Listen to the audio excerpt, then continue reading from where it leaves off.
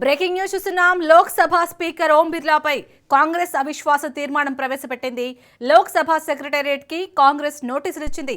Rule 94C కింద అవిశ్వాస తీర్మానం ఇచ్చింది. తీర్మానంపై కాంగ్రెస్, డీఎంకే, ఎస్పీ, ఎంపీ సంతకాలు చేశారు. విపక్షాలకు స్పీకర్ మాట్లాడే అవకాశం ఇవ్వలేదని ఆరోపిస్తూ అవిశ్వాస తీర్మానానికి నిర్ణయం తీసుకున్నారు. లోక్సభ స్పీకర్ ఓం బిర్లాపై కాంగ్రెస్ అవిశ్వాస తీర్మానం ప్రవేశపెట్టింది. లోక్సభ సెక్రటేరియట్ కి కాంగ్రెస్ నోటీసులు ఇచ్చింది. రూల్ 94C కింద అవిశ్వాస తీర్మానం ఇచ్చింది. తీర్మానంపై కాంగ్రెస్, డీఎంకే, ఎస్పీ, ఎంపీలు సంతకాలు చేశారు. విపక్షాలకు స్పీకర్ మాట్లాడే అవకాశం ఇవ్వలేదని ఆరోపిస్తూ అవిశ్వాస తీర్మానానికి నిర్ణయం తీసుకున్నారు.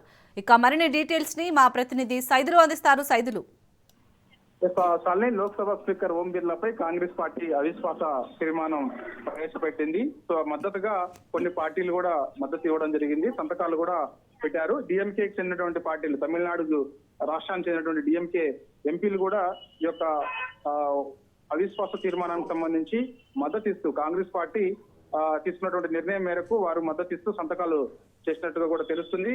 ఎస్పీ ఎంపీలు కూడా సంతకాలు చేసినట్టు కూడా తెలుస్తుంది. కాబట్టి రూల్ నెంబర్ 94C కింద అవిశ్వాస తీర్మానం ప్రవేశపెడుతున్నామని చెప్పేసి లోక్సభ సెక్రటరీకి నోటీసులు ఇచ్చారు. గతంలోనే ఈ విషయం పైన కాంగ్రెస్ పార్టీ చెప్పింది.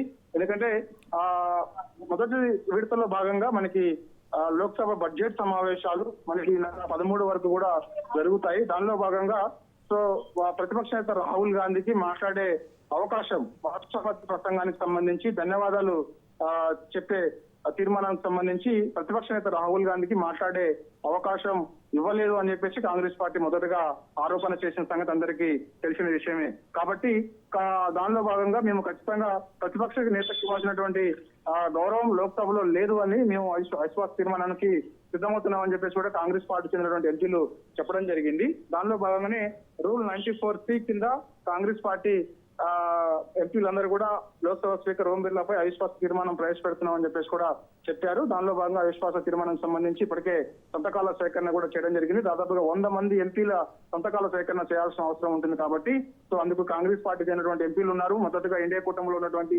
ఎంపీలందరూ కూడా సంతకాలు చేసే అవకాశం అయితే ఉంది. కాబట్టి అవిశ్వాస తీర్మానం ప్రవేశపెట్టారు, ఇచ్చారు. తీర్మానానికి సంబంధించి లోక్సభ స్పీకర్కి సంతకాల సేకరణ చేసిన తర్వాత ఇచ్చారు. కాబట్టి సో మరి అవిశ్వాస తీర్మానం అనేది మనకి ఓటు ద్వారాగా కూడా నిర్ణయం చేసుకునే అవకాశం ఉంటుంది. కాబట్టి సో ఎప్పుడు ఉంటుంది ఏంటనేది కూడా మనకి లోక్సభ సెక్రటరీ నుంచి మనకి అధికారిక ప్రకటన వెలువడుతుంది. ప్రస్తుతం అయితే మాత్రం లోక్సభ స్పీకర్ ఓం బిర్లా పైన అవిశ్వాస తీర్మానం ప్రవేశపెడుతున్నట్టుగా కూడా కాంగ్రెస్ పార్టీ చెందినటువంటి ఎంపీలు సంతకాలు సేకరణ చేసి లోక్సభ సెక్రటరీకి నోటీసులు ఇవ్వడం జరిగింది.